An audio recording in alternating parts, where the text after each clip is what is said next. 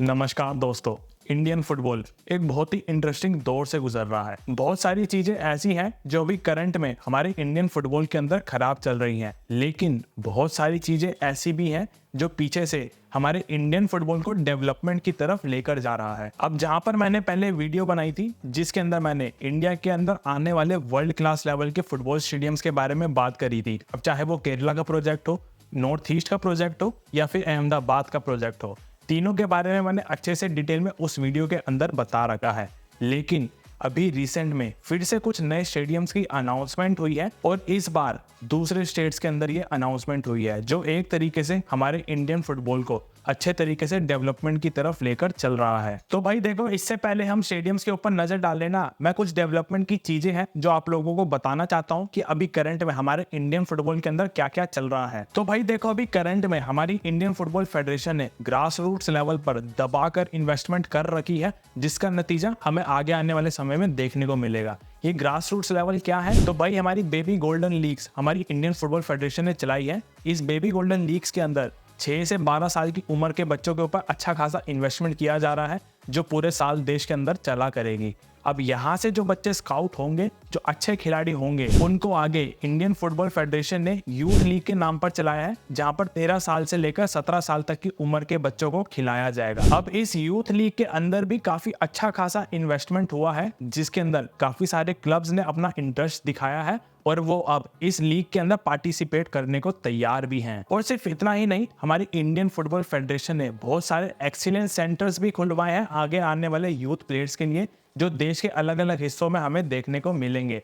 अब इन सेंटर्स में से जो सबसे इंपॉर्टेंट सेंटर एक इन्होंने खोला है ना भैया, वो भी रिसेंट में ओडिशा के अंदर इन्होंने फीफा के साथ टाई अप करके खोला है। और ये जो अकेडमी है ना, ये AIFF और फीफा अकेडमी के नाम से जानी जाएगी। और यही अकेडमी फीफा की तरफ से पहली अकेडमी है जो उन्होंने इंडिया में ओडिशा के अंदर खोली है। अब इस अकेडमी की भैया देखो खास बात क्या है, यहाँ पर फीफा ने अपनी तरफ से जिस कोच को भेजा है ना संभालने के लिए यूथ प्लेयर्स को, तो भैया इस अकेडमी के हेड कोच के रोल में आपको दिखेंगे सरजी अमेस्कुआ। अब ये बंदा कौन है? तो भाई ये FC बार्सिलोना का प्रोजेक्ट मैनेजर रह चुका है। मतलब FC बार्सिलोना की टीम के अंदर यूथ का जो प्रोजेक्ट था ना, वो इन्होंने बहुत ही अच्छे तरीके से संभाला है। फीफा के बहुत ही ट्रस्टवर्दी कोच है जिनको यहाँ पर भेजा गया है। यूरोपियन फुटबॉल फेडरेशन की तरफ से भी इनको प्रो कोच का लाइसेंस भी मिल चुका है। तो इन चीजों से आप समझ सकते हो कि अभी करंट में इंडिया के अंदर यूथ लेवल पर, ग्रास रूट लेवल पर कितना दबा के इन्वेस्टमेंट करी जा रही है ताकि इंडिया का आगे आने वाला फ्यूचर फुटबॉल के अंदर काफी अच्छा हो सके। तो खैर, ये तो थी भैया यूथ डेवलपमेंट की बात। और अब आते हैं उन स्टेडियम्स के ऊपर जो आगे आने वाले समय में हमें इंडिया के अंदर देखने को मिलेंगे। तो भैया यहाँ पर जिस प्रोजेक्ट की हम बात करने जा रहे हैं ना, तो सबसे पहले हम बात करते हैं इस ओडिशा के प्रोजेक्ट की। लेकिन अभी रिसेंट में ओडिशा की गवर्नमेंट ने नया फुटबॉल स्टेडियम अनाउंस किया है संबलपुर के अंदर। इस स्टेडियम की डिटेल्स के बारे में अगर जाने, तो उससे पहले मैं आप लोगों को ओडिशा गवर्नमेंट के कुछ प्रोजेक्ट्स के बारे में बताना चाहता हूँ जो भी ओडिशा के अंदर फुटबॉल के लिए चल रहे हैं। भैया इन्होंने ना 3 ट्रेनिंग ग्राउंड्स लॉन्च किए थे 90 करोड़ की इन्वेस्टमेंट के साथ, जो फीफा स्टैंडर्ड लेवल के अच्छे खासे ट्रेनिंग ग्राउंड्स हैं, जहां पर हमारी नेशनल टीम तो प्रैक्टिस करती है, उसके अलावा हमारी इंडिया की अंडर 16 और अंडर 19 टीम भी वहीं पर ही प्रैक्टिस किया करेगी। और अब जो मैं बात कर रहा था फुटबॉल स्टेडियम की जो संबलपुर के अंदर बनने जा रहा है, तो भैया यहाँ के CM नवीन पटनायक जी ने अनाउंस किया है कि संबलपुर के अंदर football specific stadium FIFA standard के लेवल का बनने जाएगा, जिसकी इन्वेस्टमेंट होगी 350 से 400 करोड़ के बीच में। देखो भैया, संबलपुर के अंदर उड़ीसा की गवर्नमेंट ने पहले ही काफी सारी इन्वेस्टमेंट कर रखी है। इन्होंने वहां पर भी एक ट्रेनिंग सेंटर खोला था फुटबॉल के लिए, लेकिन अब उसके बाद यहाँ पर ये संबलपुर में फुटबॉल स्टेडियम भी बनाने जा रहे हैं फीफा लेवल का। इस स्टेडियम की कैपेसिटी होगी 20 से 30 हजार के बीच में, और इस स्टेडियम के ऊपर जो खर्चा आएगा वो 350 से 400 करोड़ है।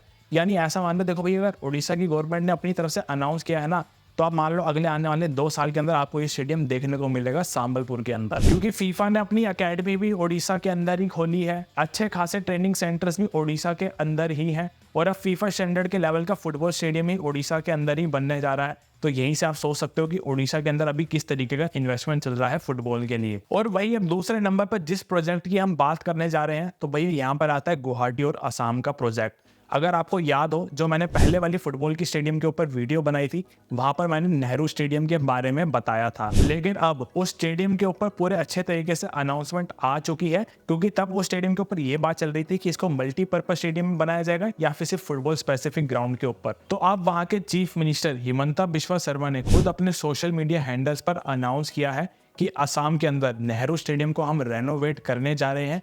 इसको हम फीफा स्टैंडर्ड इंटरनेशनल लेवल का फुटबॉल स्टेडियम बनाएंगे, यानी आपको इस स्टेडियम के अंदर रेसिंग ट्रैक्स या फिर रनिंग ट्रैक्स नहीं देखने को मिलेंगे, जो बहुत ही अच्छी बात है इंडियन फुटबॉल फैंस के लिए। और भाई स्टेडियम की डिटेल के ऊपर बात करें ना, तो जैसा कि यहाँ पर उन्होंने लिखा हुआ है कि इस स्टेडियम के ऊपर 831 करोड़ का खर्चा किया जाएगा इस पूरे प्रोजेक्ट के ऊपर। क्योंकि भाई देखो, फुटबॉल स्टेडियम के साथ साथ वहां पर और भी इंडोर फैसिलिटीज बनाई जाएंगी अलग स्पोर्ट्स के लिए, जैसे बास्केटबॉल, बैडमिंटन, स्विमिंग पूल वगैरह। लेकिन जो फुटबॉल स्टेडियम का ग्राउंड होगा ना, उसके ऊपर अराउंड 550 से 650 करोड़ का खर्चा किया जाएगा। और जैसा कि आप अपने सामने देख सकते हो, इन्होंने खुद लिखा है कि इस स्टेडियम की जो कैपेसिटी होगी वो 30,000 होगी। और इवन जब इस नेहरू स्टेडियम की उन्होंने अनाउंसमेंट करी, तो इससे पहले उन्होंने ये भी बताया कि वहीं पर चंद्रपुर के अंदर वो एक ट्रेनिंग सेंटर भी बनाएंगे, जिसके ऊपर 300 करोड़ का खर्चा किया जाएगा। और वहां पर जितने भी यूथ प्लेयर्स होंगे आगे आने वाले समय के लिए, उनका अच्छे तरीके से ध्यान रखा जाएगा। तो भाई नॉर्थ ईस्ट के अंदर अभी जिस तरीके का इन्वेस्टमेंट चल रहा है ना फुटबॉल स्टेडियम्स के लिए,